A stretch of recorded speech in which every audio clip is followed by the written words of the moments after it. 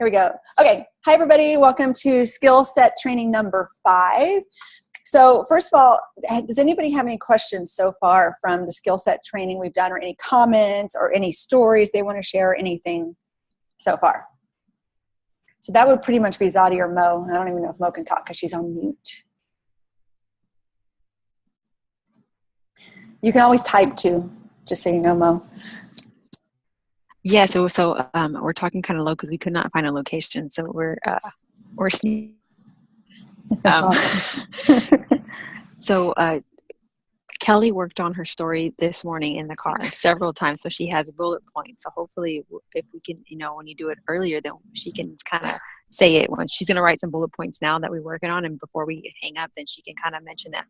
Perfect. I'd love to hear it. Yeah. Okay. Good. So, Zadi, you got anything? I don't have any questions, but I just want to say that I love these skill set trainings. We need to keep it.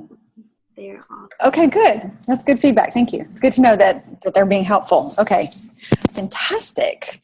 Okay, so I'm going to start from the beginning and kind of do a review up until today. Okay, so on week number 1, we talked about building your belief. You got your belief in the product. And I'm pretty sure everybody has a pretty darn strong belief in the product, right? Because you joined the team, which means you believed in the product, right? However, sometimes people can come along and tell you things that can knock you off balance and make you question. So you really have to make sure that you build your belief in the product. And how do you do that? By going to trainings, by watching videos. There's so much information on the product out there. By hearing other people's stories. When you're at events, ask people their story, hear their stories. Build your belief in the product, build your belief in our company, our marketing plan. To me, those kind of fall under one heading. Do you believe in the company? Do you believe in the leadership in the company? Do you believe in that they're stable, that they're lasting? Do you believe in the marketing plan? Does the marketing plan make sense to you? Do you like how it works? Are you excited about it? Do you believe in this industry? That means the network marketing industry. This was a hanging point for me. I had to really get my head around network marketing and understand that this is, and actually this is how I feel today. Like, this is why would you want to do anything else other than network marketing? Anything else to me is just indentured servitude. It's basically slavery, and we get unlimited potential, and we have unlimited potential, unlimited possibility. We get to create what we want. We get to run our own life. We can have time and financial freedom if that's what we choose to create. And it's so smart. And this is how I talk to people now when I'm talking about the business. I'm like, this is so smart. You can create residual income where average people like you and me, it would take us how many years to save $250,000 to create a $500 a month residual income at 3%? I mean, I probably spent my whole life trying to save $250,000 to get to that place. But I did that in 2 months with this business. I created a residual income of $500 a month with my time and my talent, right? And the team. And then the biggest belief that I don't think really ever fully goes away or is complete is the belief in ourselves. I think that there are new levels and new layers of that all the time. We become stronger and stronger in our belief in ourselves, our belief as a leader, our belief in our capabilities of asking questions, our belief in our ability to do this business, all kinds of things that we get better and better at over time as we continue to do personal growth. All this encompasses personal growth. And then I go back to what Mo said at our last GC People Unite training. She said, the trio in this business is your goal, like why you're doing this business, and having a buddy in this business. You need to have a buddy in this business. And having a buddy is like having a life support in this business. It's the person who buoys you up when you're down, and you buoy them up when they're down. And it absolutely is going to happen. You're going to have high moments and you're going to have not so high moments. But you got to have a buddy who helps you along, who works with you, who partners with you, who you feed off of. Finding a buddy is so essential in this business. And then we went on to learning about having the ability to ask great questions or having great conversations. These two things kind of go hand in hand, but you can have a great conversation and not ask great questions. And great questions is the meat of what we're talking about with the skill set training. If you can learn to ask great questions, you can become an expert at this business. And there's certain things that you can learn not to say. If you guys pay attention, there's things I don't ever say. I don't say opportunity. I don't say distributor. I say team member. I say partner with. I say certain things because there are certain things that automatically here in this country we become sensitized to if we hear them, because of stuff that's come along down the pipeline of people who haven't been professionals in this business. So over week 2, we started going over high yielding questions. And every time we've talked about the anatomy of a conversation, okay? Anatomy of conversation is ask questions, connect with that person. And you want to ask questions without giving a whole bunch of information about yourself. This is not a back and forth conversation. This is, I'm going to say something. I'm going to ask a question, I'm going to listen. I'm going to ask another question, I'm going to listen. I'm going to ask another question, I'm going to listen. And I'm going to build on this conversation as I'm asking these questions. And when I get really, really good at this, I actually learn to be able to take conversations down a Juice Plus pipeline. But at first, you're just going to be asking great questions. So one of our first assignments was to get to where you could go out anywhere you are and ask 5 great questions to anybody, anywhere, Starbucks line, grocery line, doesn't matter where you are. It's one thing to be able to be outgoing and just talk to a lot of people, but it's a whole nother thing to be able to ask great questions and create great conversations. And in the process of doing this, you're going to find a need. You'll ask more questions. Once you find that need, you want to ask 3 to 5 more questions, okay? So just because Kelly just told you that her kids never eat fruits and vegetables and it bothers her as a mom, you don't jump on Juice Plus right then and there. You go, oh, wow, Kelly, what have you tried in the past? What's worked for you? What's not worked for you? And then you say, I may have a solution for you. Would you be open to learning more? And open is a key word. You want to use the word open, not interested. People don't know if they're interested. They don't know what you're offering. And we're automatically going to close down because we're thinking, we're going to be sold something. So we say, not interested. Nah, I don't know anything. But if we say, are you open? Do you know anybody who doesn't want to be open? No, I'm not open. It's not really going to happen. I don't think if somebody's going to say, no, I'm not really open. But so asking the question, are you open, is it just a more effective question. Then you share a brief part of your story or somebody else's story, and then you invite to a presentation or a tool. And then you share that tool with a follow-up scheduled. We're going to talk more about following up today. So it's conversation that leads to an invitation that leads to a presentation. And it's very important that we remember to do this because we don't want to throw up all over people. We lose opportunity when we do this. People think they know everything they need to know, and they leave thinking they know everything they need to know, and you never get an opportunity to reconnect with them. You never want to leave one conversation without the ability to connect to that next conversation. We also printed up a list of high-yielding questions that I recommend that you keep with you, whether you're texting people, messaging people, following up on the phone with people, whatever you're doing, have those questions in front of you on a regular basis and review them on a regular basis. Pick 1 or 2 of them to practice on a regular basis. The only way you're going to become proficient in this industry is through practice. So keep a couple of them in your back pocket. Then on week 3, we started talking about an impactful story.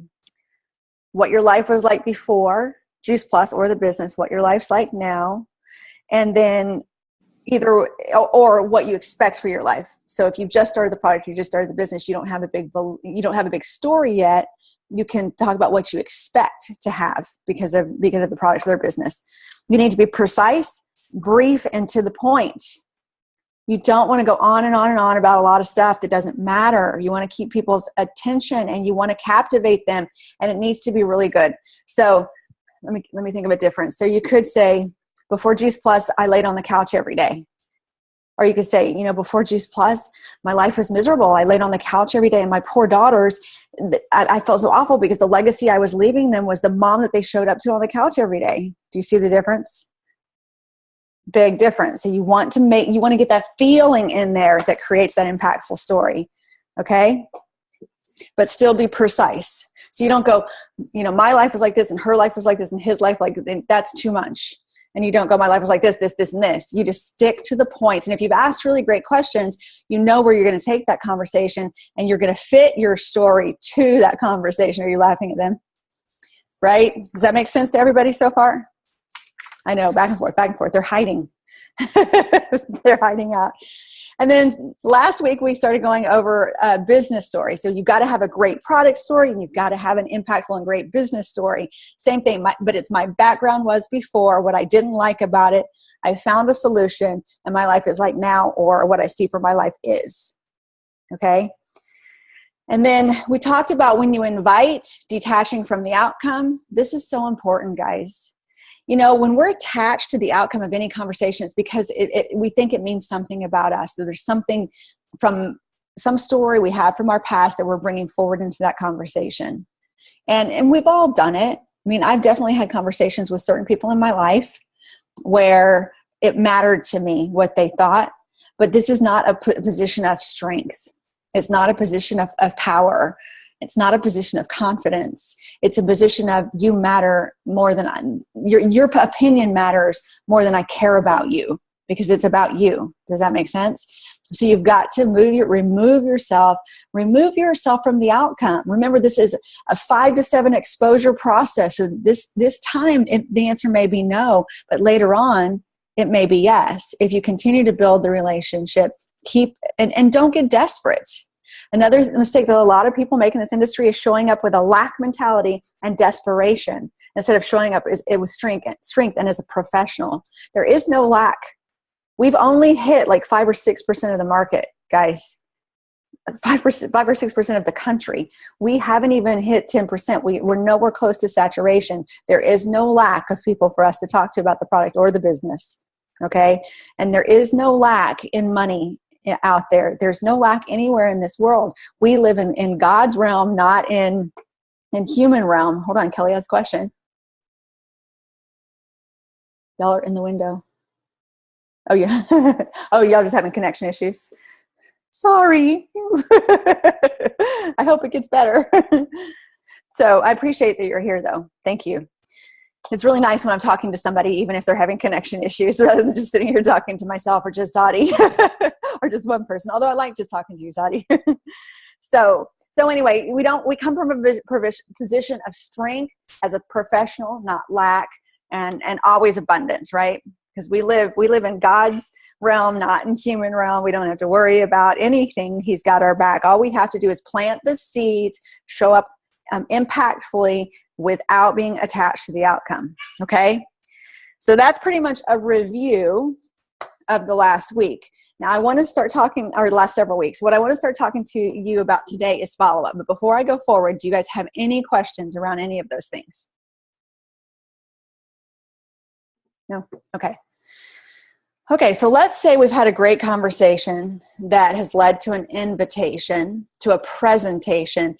And let's say we invited somebody to look at our mobile business card or a video or something, and we walk away and we don't have a follow-up scheduled. How easy is it going to be for us to connect with that person again, especially if it's a stranger? Has anybody tried it? Has anybody had that difficulty? Can be really hard, and you can end up just chasing people for a long time before you reconnect with them, and you lose the power of the moment. Okay, you've had this great conversation, you've connected with somebody, you've told an impactful story, you've asked them if they're open, they're ready to hear more, you connect them with the tool, and then you leave it hanging there. Now what? And you finally catch up with them 1 or 2 weeks later. Is the impact the same? No. So you never want to leave one conversation without a follow-up already scheduled, without a next step already scheduled. This is another thing that's going to revolutionize your business when you get good at it. You are not going to be good at it right away, but you're going to practice and you're going to get good at it. And there's easy ways to do it, and there's powerful ways to do it. It could be as simple as, I'll call you tomorrow. Will 5 o'clock work? Okay. Or you could go with the Eric Worre Go Pro system, which is, if I give you a video, would you watch it? Yeah, I'll watch it. Okay, great. It's 11 minutes long. When could you watch it by? I'll watch it by tomorrow night. Okay, great. So if I call you tomorrow night at 5 o'clock, you'll have watched it? Sure. Okay. You pull out your calendar. Okay, I'll put it down. I'm going to call you tomorrow night at 5 o'clock. Follow up with you. You'll watch it for sure. Okay, and that's all in GoPro. It's all outlined here. So you don't have to just keep, looking to me to go over this. The anatomy is if I would you, and then the next step is confirming the time, and then you confirm the time again, and then you set the appointment. Okay? And you want to do that every time. Now back to asking great questions. What would you say during a follow-up? Let me see if I can find my questions here. Everybody, make sure you print these questions up. They're fantastic. And y'all can add to them anytime you want. So if you were following up with somebody, let's say you did that schedule and you're going to follow up with them, what would be a great question to ask to begin with? Well, first of all, you got to ask them if they've watched the video, right? Okay. And then what you don't want to do is create questions that are going to close down the conversation. Okay. I think Eric Worre's question is, what did you like best? Pretty sure that's what did you like best about it? Okay, I'm pretty sure that's his. I didn't look today to remind myself, but I think that's it. So what did you like best about the video? And then you can look through this list, you know, what made sense to you? Could you see how it would benefit you? Could you see how it would benefit others? Could you see yourself? Could you see yourself doing this business? Could you see yourself sharing this with others? See? All really great questions. And if you take the time to ask the questions rather than just letting them tell you something, you're going to have a better conversation that will help you get to the bottom of what's going on with these people. Because wouldn't you rather know where they stand? If you don't ask the questions, you don't know where they stand. Okay? They may say, yeah, I watched the video and it was great. Now, where are you going to go with that? Unless you have a good question to ask, well, what'd you like best? What made sense to you? Now, could you see how it benefit you? Especially if you know their story, which you should, because you've asked great questions initially. So, and then you're going to take it to the next step. And here's a question that I like. Now, so let's say you followed up with them and you've asked them these questions that we've asked, and they've told you all kinds of great things about, yes, they like it. Yes, they could see their self, either, you know, themselves taking it or whatever. Your next question is, are you ready to get started? Okay. Now, depending on where you are in the conversation or how comfortable you are, it could be, well, are you ready to get started? Or it could be something like, well, on a scale of 1 to 10, where are you in the decision-making process right now? That's a softer way of asking if they're ready to get started, right? Okay. On a scale of 1 to 10, where are you? I love on a scale of 1 to 10, where are you? Because it gives me a feel for somebody, where somebody is. If they're in an 8 or above, they're ready to get started. So you go, great. You know what? Then if they're lower, then you hand them a order form. But if they're lower, then you say, well, you know, what can I do to help you make an educated decision? What more kinds of information do you need to make an educated decision? Okay. Remember, we're in a service business. Our job is to connect people with the information so they can make the educated decision. Some people need more information than others. You know, some people are science people. They need to look at the science. You need to connect them with science. Some people need a testimony. They need to hear from somebody else. Some people just need to think about it. Here's a killer of a lot of situations. Well, I need to talk to my husband or my wife. How many times do you think you actually get to get back to that person or get that next step with the person who says that? Not very often. So you've got to get good at navigating this too, which would look something like, so how does your wife receive information the best? Or, you know, let me help you connect this information with your wife. You know, would she prefer a video or a conversation? Do you see what I'm saying? And I would tell people, you know what, my experience has shown me that a lot of times when spouses walk away, you know, what they've learned doesn't come across the same to the spouse, and the information doesn't come across quite the same. So how can I help you connect this information with your spouse so they get all the information they need to make an educated decision? Enlist that spouse to help you. Now, you'll find out at this point if it's just an excuse, probably, or not, right?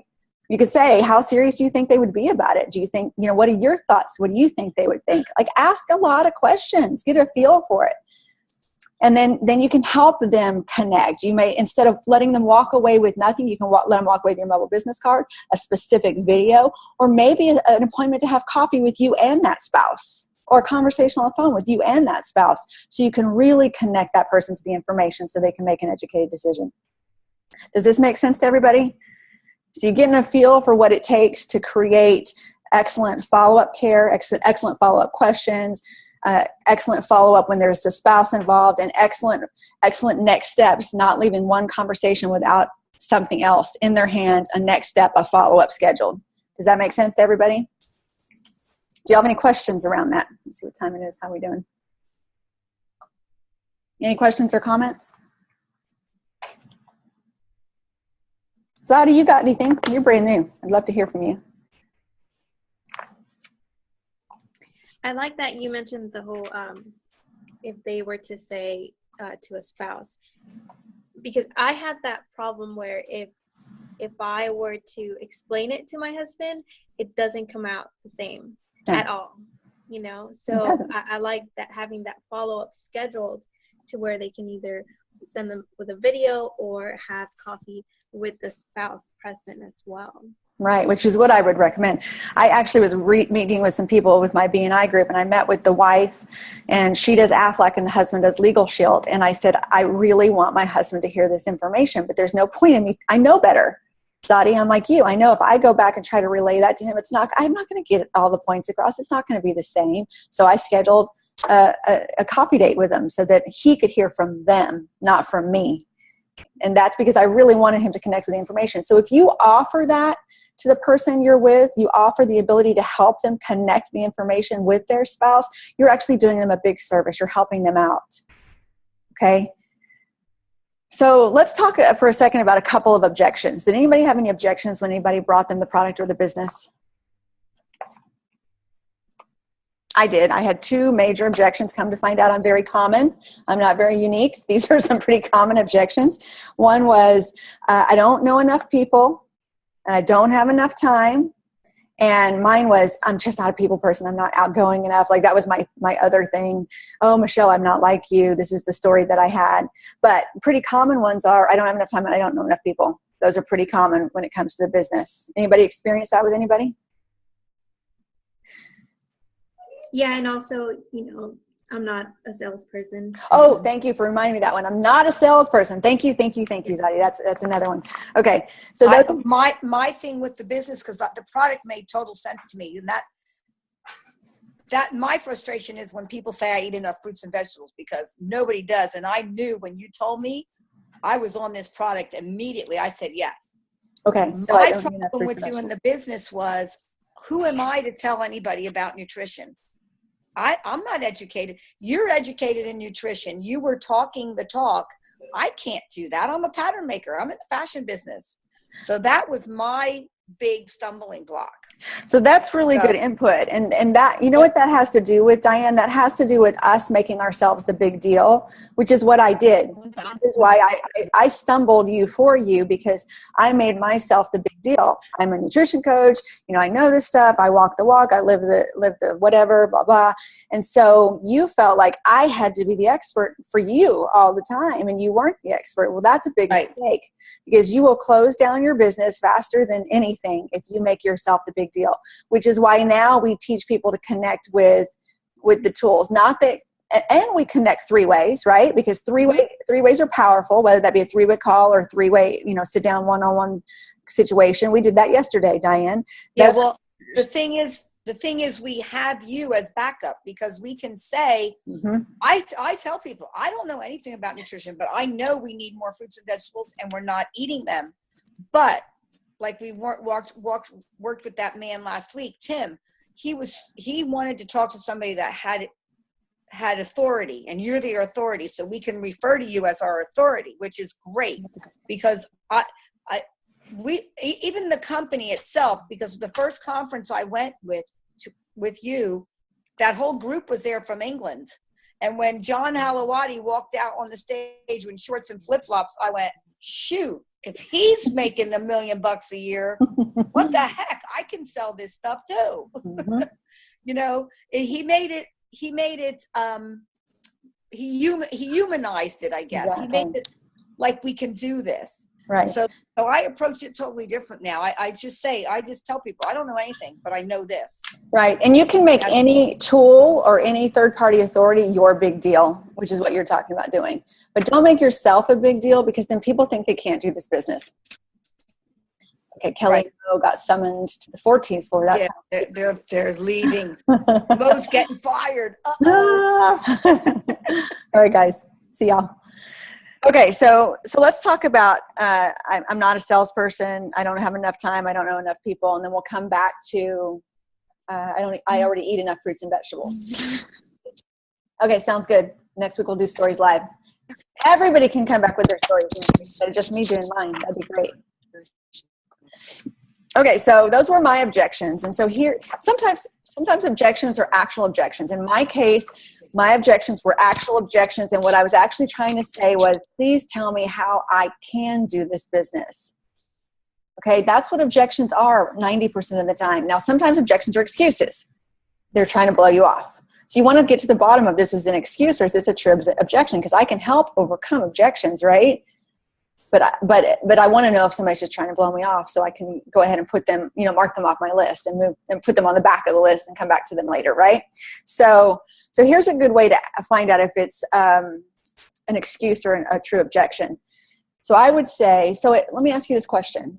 If I could show you how to do this business and not be a salesperson, not feel like you're selling people and where people don't feel like they're being sold, and or depending on all the objections, you might have a list, and in the limited time that you have with the people would you be open to it then? Okay, so you've got them to list their objections, and then you said, okay, I hear your objections. And you could even say, you know what, I know how you feel. I felt the same way. Let me ask you this. If I could show you how to do this business, and list their objections, and then ask them again, would they be open? And you'll be able to tell really quick if they're trying to blow you off or if they're open, right? Because that's all I wanted them to do. I kept asking, but how? Tell me how. But how did you do that? What did you do next? I wanted to know how to do this business so they could convince me that I was capable of doing it and that they would show me how to do it. And that's what people want. They want to borrow from your confidence. So you've got to cover their objections by asking enough questions, finding out where they are on a scale of 1 to 10. Where are you? What can I do to help you make a more educated decision? What other information do you need? Could you see yourself doing this? By asking all those kind of questions, you're going to get to these objections. And then you list them out and you say, so I hear you. I felt the same way. But what I found was something different. If I could show you how to do this business, blah, blah, blah, listing their objections, would you then be open? Now you've got a great conversation. Mallory said, I knew Carl was going to, just so you know, Mallory has an engineer friend. I had a feeling this was exactly what would happen with him. And yes, it would absolutely work with him.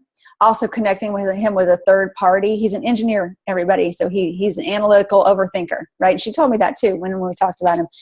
And inviting him to a third party professional validation, either me or a doctor, for example, one of the doctor things. I love clinically proven part 1, 2, 3, and 4. They're undisputable. I wouldn't send them all 4, but you'd have to go with, look, I have a doctor explaining the scientific research. It's about 20 minutes long. It's a video. If I send it to you, would you watch it? And get him to say yes. And then you go to those next steps. Right? So are y'all following this? It's all good? So what about, I already eat enough fruits and vegetables.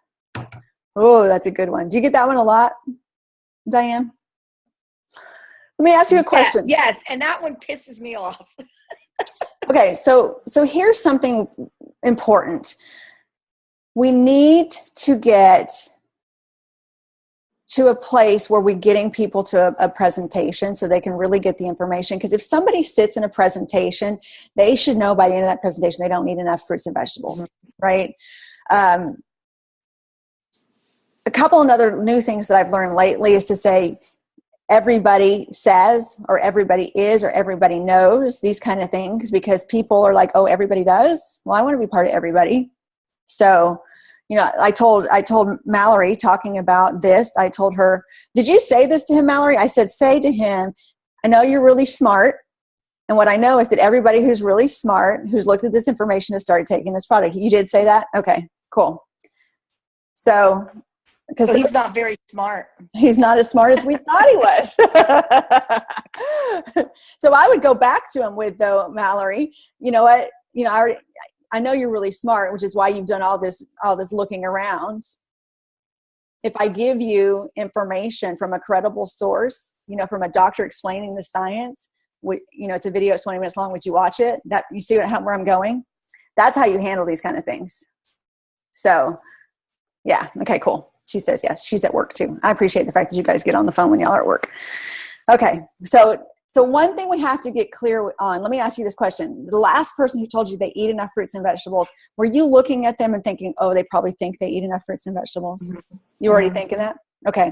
Because one of the things that I've noticed that comes up as objections for us is thoughts that we're already having. Mm-hmm. Okay, here was mine in the beginning. I lived with a man who hated the whole idea of auto ship and giving his credit card information to people. So I had this in my head, like, this is a bad thing. Everybody's going to hate this. My ex-husband hated it, so everybody's going to hate this, right? So at first I had trouble, you know how that feels. So I had trouble with people saying, like, oh, they didn't want to give me their credit card information. They didn't want to be on auto ship, blah, blah, blah. And I would come out and overcome their objections before they even gave them to me. I mean, I used to do this all the time. Don't worry. We're not going to do this. We're not going to do that. And I'm just putting things in most people's head that wasn't already there, first of all. So don't do that. But another problem was that since I already had that in my mind, somehow people energetically can feel it, and they all of a sudden become their thoughts, even if they weren't their thoughts before. Or even if they were there, they might not have verbalized them. But for whatever reason, if we're thinking them, it's going to come out of somebody else's mouth. It's going to happen. So one thing we always have to do is make sure that we're clear on whatever we've had an issue with, that we're clear about the difference now.